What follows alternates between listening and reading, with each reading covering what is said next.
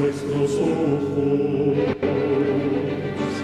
cesen su venida, se oyen ya los pasos del rey que se aproxima. Tanta ley aún nos queda, denunciar pueblo y gente que Jesús está volviendo, victorioso y esplendente. Pronto vendrá, Cristo muy pronto vendrá. Pronto vendrá, pronto Jesús volverá.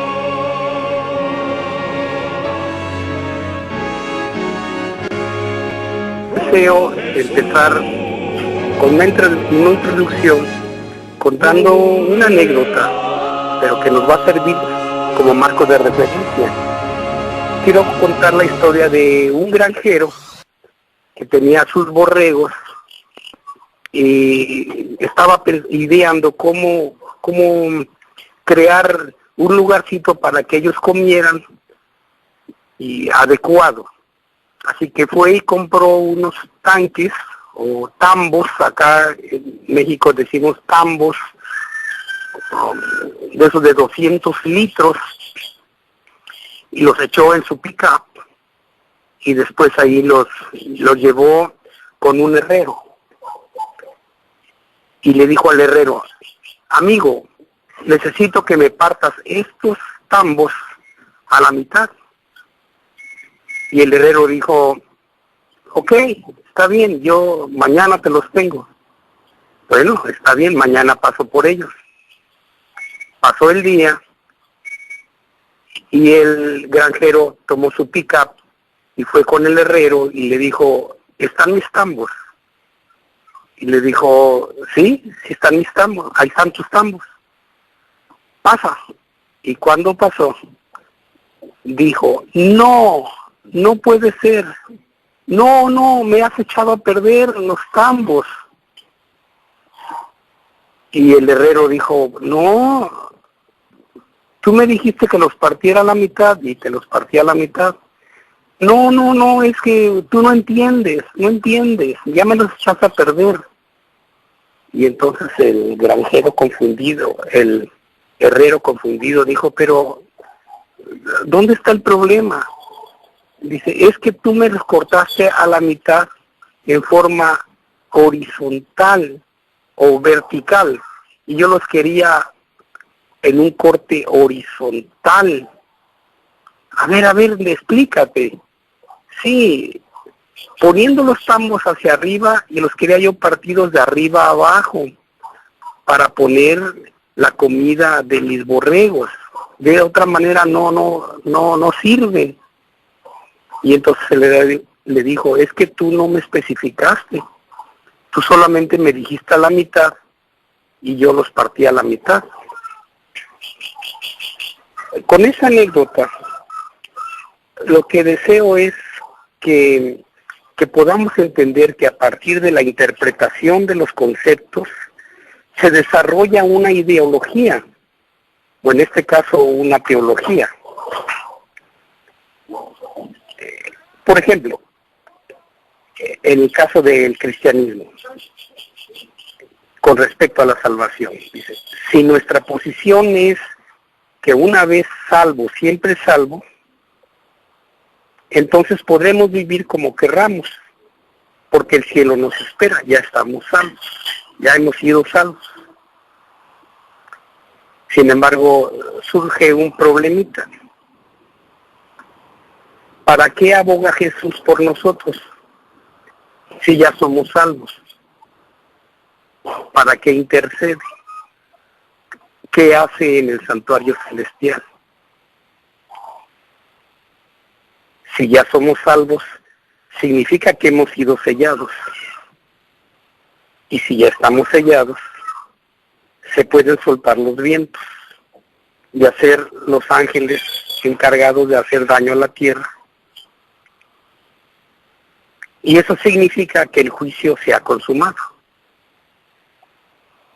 y que todo caso ha sido ya investigado. Ahora, si todo caso ha sido fallado, entonces ya no tiene caso predicar. ¿Para qué? Ya se decidió el juicio, ya se decidió el destino de cada uno. ¿Para qué predicar? Así que lo siguiente serán las plagas y la amonestación de Jesús de que el que sea inmundo, pues siga siendo inmundo, ¿no? Y el que es santo, pues también, que siga siendo santo.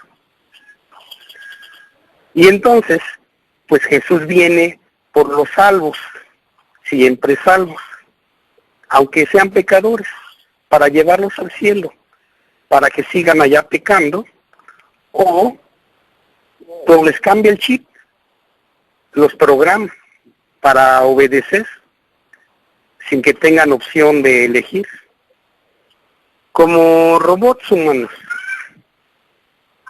sin capacidad de obedecer a Dios por amor, sino una obediencia programada, una programación divina. Pero Dios sería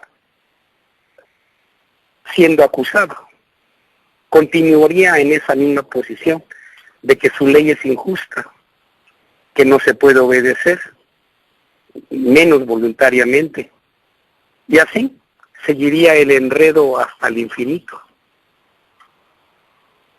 La muerte de Cristo hubiese sido en vano, y Satanás seguiría teniendo la razón por toda la eternidad, hasta lo absurdo. Ahora, si nuestra posición es la de un cristiano militante, no triunfante todavía, tendremos que cuidar de no separarnos de Cristo, porque dice la Escritura, sin mí nada podéis hacer. Y estoy hablando de asuntos espirituales, no podemos ser salvos sin Él, porque de otra manera estaríamos perdidos, caminando a ciegas, con la diaria incertidumbre de si somos salvos o no.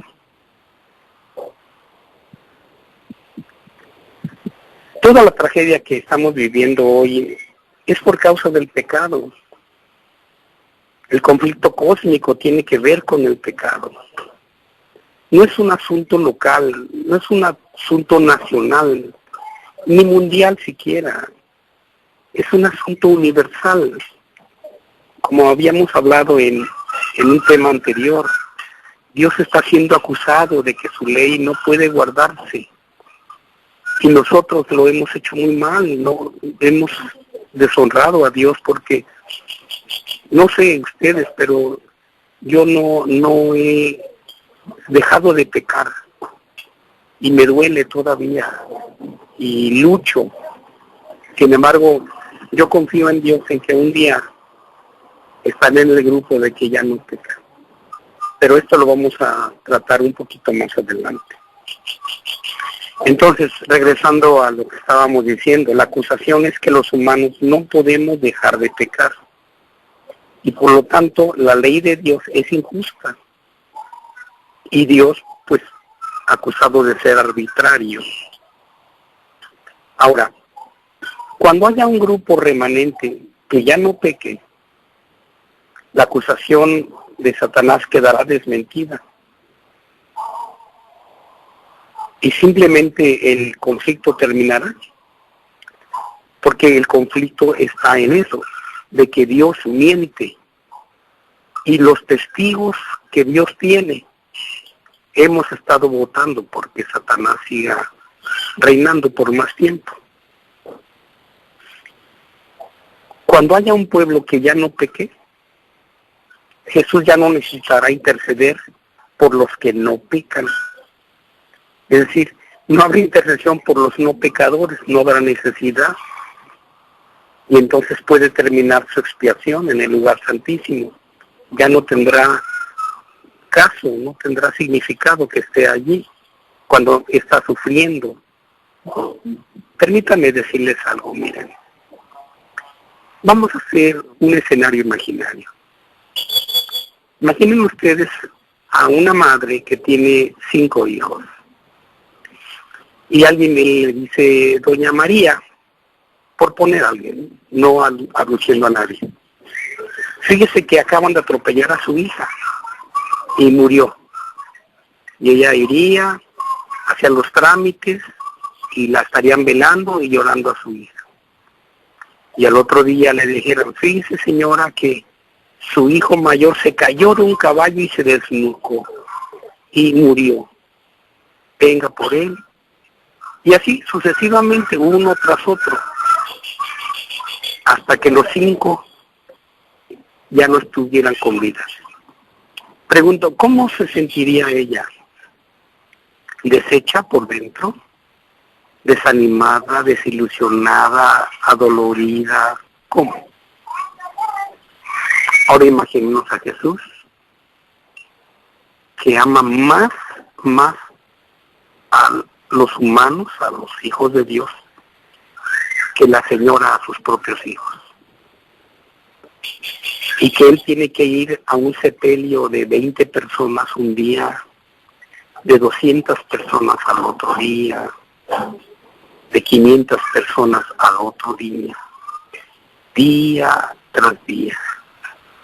Guerras mundiales donde mueren millones de personas, todos los días. Pregunto, ¿estará Jesús cansado? ¿Querrá ya venir?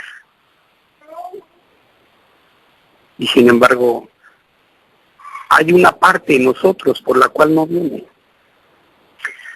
Así que si Jesús puede pronunciar finalmente las palabras consumado es, nos vamos a la patria celestial. Es por eso que su pueblo escogido, los verdaderos que aman a Jesús, van a concentrar sus esfuerzos en no pecar, con la finalidad de lograr lo siguiente. Permítanme como enumerar lo que pasaría si ya no pecáramos. En primer lugar, agradaríamos a Dios. En segundo lugar, exaltaríamos su ley. Podríamos desmentir las acusaciones del enemigo. Podríamos vindicar el justo carácter del Señor. Podríamos coadyuvar a terminar el conflicto cósmico. Ayudaríamos a acelerar el regreso de Jesús.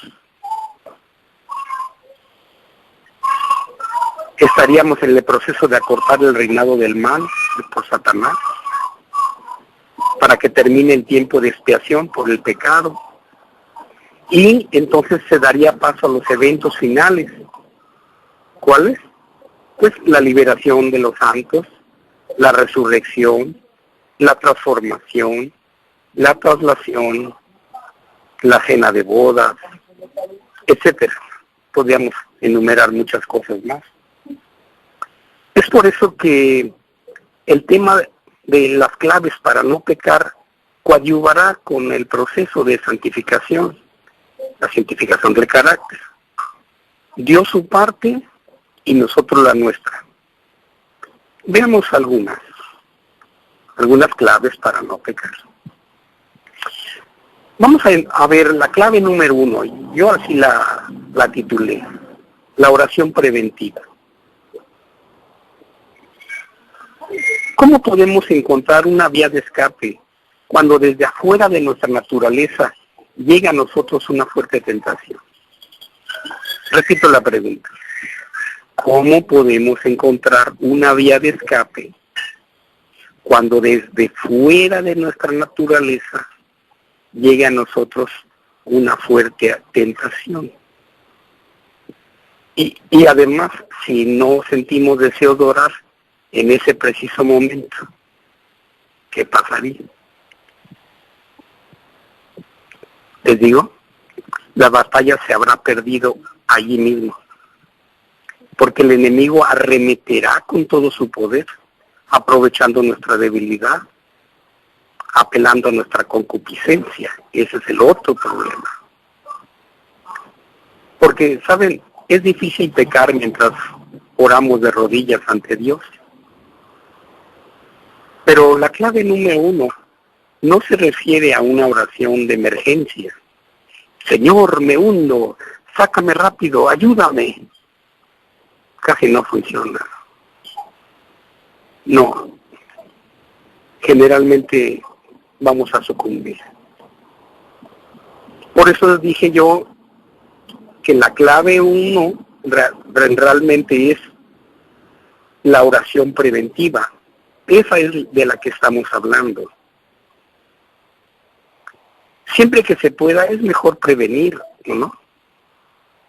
Hay un dicho muy popular aquí en Latinoamérica que dice, es mejor prevenir que lamentar no haber prevenido incluso. Se puede prevenir de varias maneras. En primer lugar, podríamos prevenir con un estilo correcto de vida también. Se puede prevenir tomando decisiones sabias, basadas en la obediencia, en los principios ya conocidos y aplicarlos. La oración preventiva funciona, es importante, es práctica. Ahora, ¿cómo funciona? ¿Cómo funciona la oración preventiva? Bueno, no hay recetas específicas y tampoco fórmulas ya elaboradas. Cada uno se enfrenta de esta manera. Sin embargo, hay sugerencias para la oración preventiva, sacadas de la Biblia, sacadas de la experiencia personal. Por ejemplo, la oración de David, ¿era preventiva? Esta que voy a mencionar: crea en mí, oh Dios, un corazón limpio y renueva un espíritu recto dentro de mí. Lo pueden encontrar ahí en el Salmo 51:10, pero vamos a analizarlo. ¿Por qué hizo esta oración? ¿Será que ya había pasado por una experiencia amarga? ¿Será que había pasado por un adulterio y un asesinato y una humillación tan grande, la muerte de su bebé? Y entonces, como que pensó y dijo, la oración de emergencia funciona poco. No digo que no funcione, pero no es lo mismo a la oración preventiva. Y dice, crea en mí, oh Dios, un corazón limpio. Dice, y renueva, haz de nuevo, pone de nuevo un espíritu recto dentro de mí. Esa es una oración preventiva, ¿saben? En la práctica esta oración funciona. Ahora, ¿cómo funciona? Funciona así. Un ejemplo, un escenario. Señor, tengo esta debilidad en relación con determinada circunstancia. Otra vez. Señor, tengo esta debilidad en relación con determinada circunstancia. Lo estoy diciendo en manera general, pero lo podemos hacer específico. Señor, tengo tendencia a tomar lo ajeno, por ejemplo. Así que yo no quiero orar de emergencia. Ahí está algo muy valioso y tengo la facilidad de tomarlo, pero no es mío. Ha de ser de alguien. Por favor, trabaja en mí para que yo, cuando yo esté en esa circunstancia, bajo esa tentación, y yo esté fortalecido para decir, por ejemplo, yo no soy ladrón. De alguien ha de ser eso. No lo voy a tomar. cosas así muy decisivas, con una firmeza. Así que, volviendo a esto, Señor, tengo este específico problema. Por ejemplo, la concupiscencia, o el orgullo, o la avaricia, o el egoísmo, o el deseo de exaltación, etcétera. Hay muchas más. Es decir, podemos hablar ante Dios del pecado que más a menudo cometemos, el que nos parece invencible, aquello que hace sentirnos como hipócritas ante los demás, o podemos hablar con Dios de la tentación más irresistible que encaramos continuamente o de vez en vez.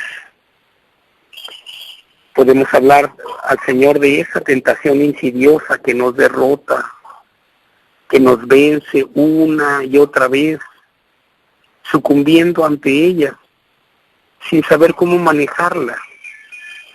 Como mencioné en un tema anterior, que a veces somos cristianos ruedas de la fortuna. Empezamos a subir en espiritualidad, subimos, y cuando podíamos mantenernos allí en la rueda arriba, empezamos a bajar hasta el fracaso espiritual.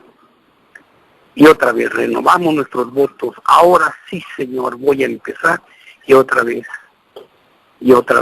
abajo. Y sin embargo, eso nos derrota, nos hace sentir hipócritas. Sentimos que lo espiritual no se puede alcanzar. Así el pecado, aunque parezca diferente en forma, en intensidad, o diferente, cada uno de nosotros de alguna manera se parece. Existen tentaciones sumamente abrumadoras que nos impulsan a pecar. Sí, es interesante, miren, por un lado, la tentación nos estimula, pero la concupiscencia interna, la propia, la nuestra, nos motiva hacia adelante. Si habláramos de un lenguaje coloquial, podríamos decir que la tentación nos jala y la concupiscencia personal nos empuja. Esa es la tentación por la cual debemos hablar ante el Señor, de ese pecado en particular. ¿Y por qué? Porque lidiar con una sola cosa, con una sola tentación, en ese momento, Señor, tengo este preciso problema y no he podido arreglarlo. Dios, te pido que hagas lo que sea necesario para darme la victoria sobre esta tentación y el poder para vencer este pecado. Lo que sea necesario. Esa es una petición muy comprometedora, ¿no? No es fácil de solicitar. Lo que sea necesario. ¿Qué implicaría lo que sea necesario? ¿Sería sacrificar algo? ¿Implicaría pérdidas? ¿Un accidente? ¿Una enfermedad difícil? ¿Un desastre? Lo que sea. Si le damos permiso, el Señor abrirá nuestros ojos. Nos abrirá de tal manera que pueda salvarnos para toda la eternidad y por toda la eternidad. Y con esta perspectiva, con esta premisa, ¿estaríamos dispuestos a pedirle eso al Señor? Lo que sea necesario. Lo que sea necesario para darnos la victoria sobre este pecado. Este el que estoy mencionando, Señor. Ahora, si no deseamos verdaderamente esto, porque quizá no estamos listos, o no sabemos, no estamos preparados para pedir lo que sea necesario. Bueno, si no estamos preparados para eso, pues por lo menos podríamos decir, Señor, no estoy listo, pero haz que esté listo. Señor, no estoy dispuesto, pero haz que esté dispuesto. Hoy, Señor, estoy medio dispuesto, pero tú hazme completamente dispuesto. Así que es una oración preliminar, ¿no? Pero ya nos pone en un avance, en un punto más adelante. Y continuar así esa misma oración hasta estar verdaderamente dispuestos, enfocándonos solo en eso. Y si no, ¿para qué seguir engañándonos? ¿Para qué seguir subiendo y bajando? Porque subiendo y bajando, no vamos a llegar, no vamos a hacer nada, solamente es engañarnos a nosotros mismos.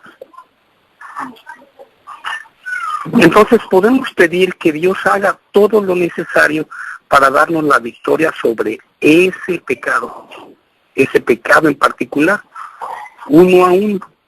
Quizá tengamos, bueno, al menos yo tengo miles. Sin embargo, uno a uno, ¿no? Puedo ir avanzando. Dijo el filósofo chino Confucio, dijo, una gran jornada se comienza con el primer paso. Así que estamos hablando de pasitos de bebé, pero son pasitos, estamos avanzando.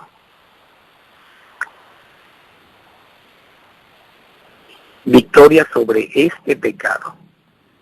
Y les digo algo, nos vamos a maravillar de lo que va a suceder. Dios hará lo que nunca hubiéramos sospechado. Nos hará detestar lo que antes deseábamos y nos hará desear lo que antes detestábamos. Parece juego de palabras, ¿verdad? Pero vamos a repetirlo, analizándolo, profundizándolo, entendiéndolo, dándole una dimensión. Y es exquisito, a mí me encanta. Dios hará,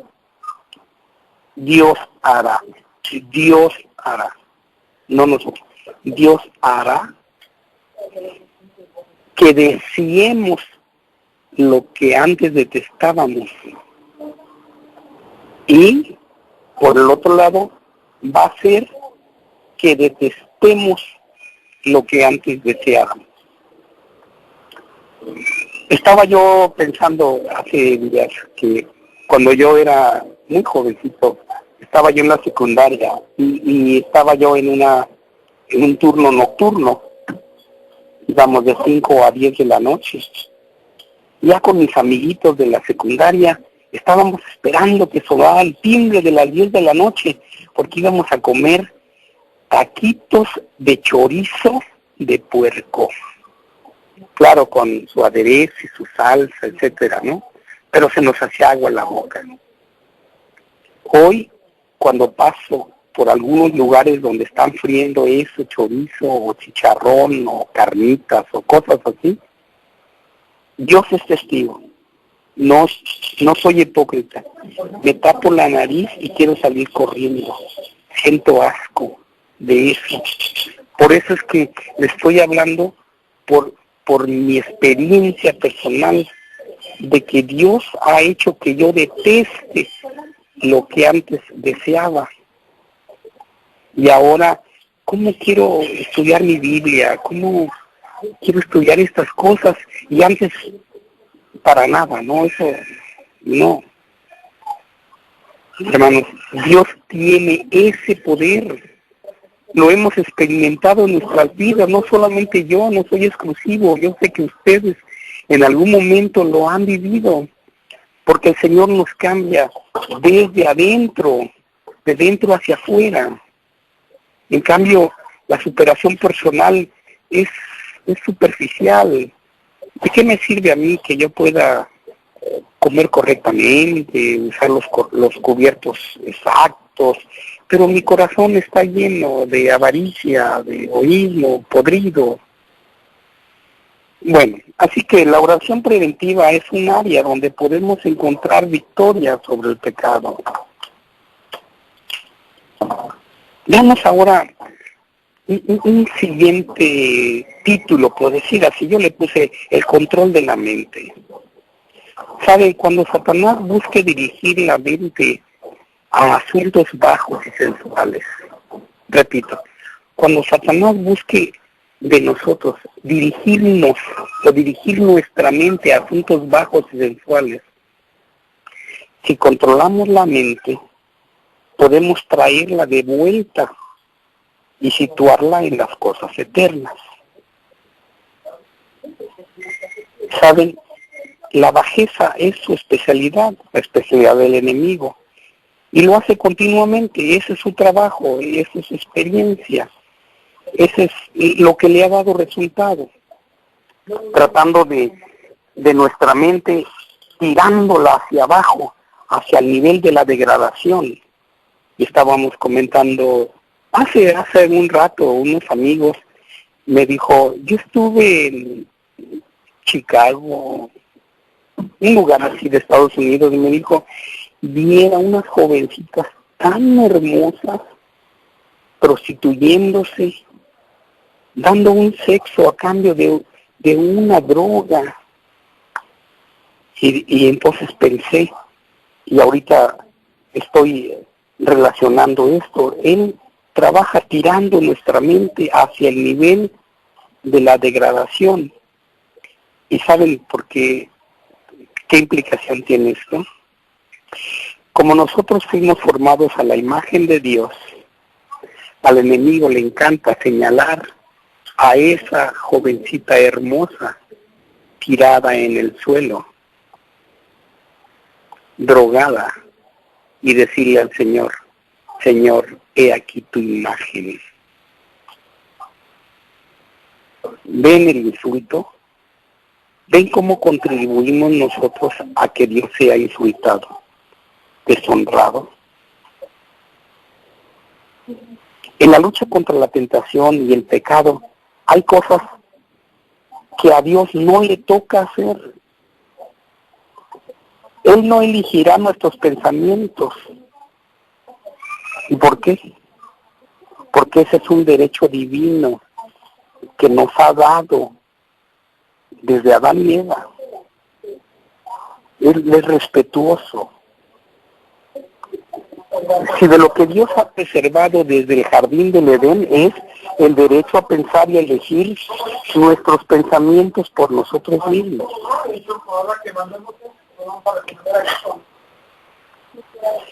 Nuestro derecho a decir sí o no a Dios, Jesús lo compró en el Calvario. Es un derecho que nadie puede quitarnos, está comprado para nosotros. Hay muchas cosas que nosotros no podemos hacer. Dios las hará por nosotros. Pero nunca elegirá en lugar nuestro, en lo que queremos pensar. Hemos de ser nosotros quienes debemos traer la mente de vuelta hacia las cosas eternas. ¿Y cómo funciona esto? Bueno, en primer lugar tenemos el darse cuenta. No sé, en español suena muy hueco, muy vacío, pero en inglés podríamos decir awareness, como insight. Es decir, tomar conciencia de nuestros pensamientos, estar vigilando qué rumbo toman ellos. Otra manera de volver y elevar la mente consiste en pensar en textos bíblicos ya memorizados con anterioridad y decirlos en voz alta. Inmediatamente después, platicar con Dios de asuntos espirituales, de temas registrados en las Escrituras. En el momento cuando los pensamientos pecaminosos nos golpean desde no sabemos dónde, pero ahí vienen y empiezan a golpearse nuestra mente. Así que en ese mismo instante podemos comenzar a decir los textos que hemos memorizado en relación a la tentación. Quisiera regresar a la tentación de la que yo mencioné. Por ejemplo, la de tomar lo ajeno. Cuando allí está un objeto valioso, no hay nadie que me vea y tengo la intención de tomarlo, puedo decir, no hurtarás, no hurtarás, no hurtarás. O puedo empezar a decir, Jehová es mi pastor, nada me faltará. No necesito tomar esto, nada me faltará. Y hay algo mágico, bueno, no quiero decirlo mágico en un contexto esotérico, sino maravilloso. Después ya no me acuerdo en qué estaba yo pensando. Como que empiezo a pensar en la ley de Dios. Y entonces cuando ya llevo minutos repitiendo esos textos que me ubican en la realidad eterna, olvido lo que estaba pensando antes de eso. Bueno, a mí me ha funcionado y me está ayudando. Simplemente desaparece porque mi mente ya la situé en cosas elevadas y sucesivamente se irán desvaneciendo los pensamientos bajos, los pensamientos degradados, porque también Dios ayuda. Ya dijimos, Dios hace su parte y nosotros la nuestra. Él no puede obligarnos a traer la mente, eso lo hacemos nosotros, pero Él coopera con nosotros, con su espíritu. Otra manera de traer de vuelta la mente puede ser cantar. Yo creo que para muchos es más fácil memorizar cantos o himnos santos que textos bíblicos, ¿no? Por ejemplo, a manera de ejemplo, quiero tomar algo que no es mío y empiezo a cantar. Guíame, oh Salvador. Y empiezo a repetir, y cantar, y cantar. Y de repente digo, ¿qué estaba pensando? Aquí voy a tomar ajeno. ¿Cuándo? ¿Para quién? No lo necesito. Así que cuando se presenta la tentación, podemos empezar a cantar. Por lo tanto, la oración, el repetir textos bíblicos memorizados, el cantar, todo eso va a fortalecer, nos va a fortalecer contra la tentación y nos seguiremos avanzando en esa ruta. Ahora, como Dios es un Dios muy respetuoso, un caballero en todo el sentido celestial de la palabra, Dios nos coge el método. Esa es nuestra libertad. Dios nos ayuda a orar, nos ayuda a memorizar, a cantar, o lo que escojamos. Él nos ayuda, pero nosotros escogemos. Así que lo único en que contribuimos en el proceso de santificación, como ya mencionamos en un tema anterior, es el sometimiento. Déjenme regresarme a esta premisa. Lo único en que contribuimos en el proceso de santificación es el sometimiento. Nuestra elección de no pecar y el método que mejor nos ayude a mantenernos puros. Así que tres cosas. Eso, nos sometemos a Dios, nos sometemos nuestra voluntad a Él. Decidimos con toda la fuerza que nos es posible no pecar. Y el método que nos ayude a mantenernos puros, ya dijimos, cantar, orar, repetir textos, etc. O sea, lo importante es elegir traer de vuelta la mente para ponerla en las cosas eternas. Bueno, apenas hemos comenzado a hablar de victoria sobre el pecado. en lo que hemos visto hasta ahora en este apartado. Nada de esto que hemos visto es victoria sobre el pecado. Esto es solamente el comienzo, estos son pequeños pasitos, pero que nos van acercando a la victoria sobre el pecado. Hermanos, me gustaría mucho que pudiéramos situar ahora nuestra atención en este tema. No quiero atreverme a decir cosas que parecen fuera de contexto. Pero mire, hermanos, nosotros podemos pensar que somos el grupito que Dios está esperando que ya no peque para que salga. Pero ¿qué tal que si en Suiza hay un grupito, si en Hungría otro, y en Rumanía otro, y en El Salvador otro, y se junta el grupo necesario para que Dios salga del santuario? Y nosotros estábamos esperando que Él santifique nuestro carácter. ¿Y qué tal que Él sale y diga consumado es? Ese es el punto. Porque cuando Él diga consumado es, la gracia de Dios se habrá cerrado para siempre, sin retorno. No hay retorno. Por eso es que Jesús tiene tanta paciencia. Sin embargo, nos toca a nosotros apurar el proceso, ya no estar entretenidos o tenidos entre.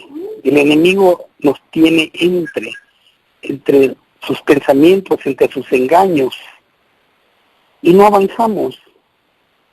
Por eso, hermanos, mi oración en esta tarde, quizá es mi tema un cortito, porque no puedo ser reiterativo y estar repite y repite lo que ya dije. Mejor quisiera poner en su mente que estos pensamientos, esta charla, la puedan profundizar, y la puedan dimensionar y puedan aplicarla, y con eso yo me daría por satisfecho. Que Dios nos bendiga y nos mantenga en el hueco de su mano. Gracias. Hermanos, llévenos en oración, si es tan amable. Ok. Querido Padre, ayúdanos, Señor, a estar conscientes de que esto está sufriendo, Padre. De que tú quisieras ya venir y acabar con todo esto, Señor. Sin embargo, Padre, por amor a nosotros nos esperas. Ayúdanos, sácanos, Padre, de esta vorágine en que vivimos, Señor. Sácanos de estar entretenidos, Señor, con tantas cosas superfluas, Señor. Fortalece nuestra voluntad de someter nuestro carácter a ti, Señor, y de pedirte que hagas lo que sea, Señor, lo que tengas que hacer, con tal de darnos la victoria sobre el pecado. Porque cuando se complete el número, Señor, de los que ya no pecan, pueda salir del santuario con la seguridad de que ya no va a haber pecadores entre tus hijos, Señor, y nos podamos ir a casa para disfrutar de tu presencia por la eternidad. Por Jesús, Señor, nuevamente por tu nombre te lo pedimos. Amén, Padre. Amén. Amén. Gloria a Dios. Gracias, hermano. Hermano,